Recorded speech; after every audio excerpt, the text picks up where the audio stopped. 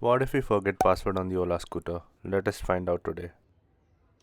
3 attempts remaining. 2 attempts. 1 attempt remaining.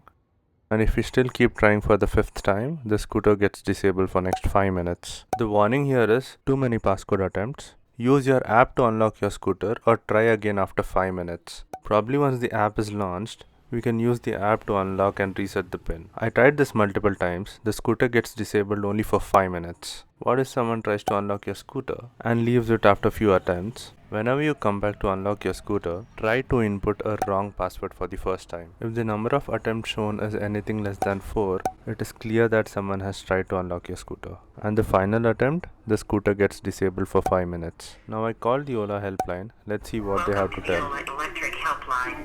We are here to help you. Hello? Yeah, hi. So good afternoon, this is Satya from Ola Electric. How may I assist you? I forgot my Ola Electric password. So you have forgotten your Ola Electric password, sir? Yes, madam.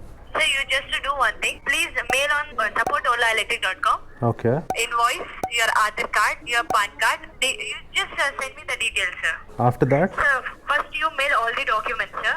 Okay.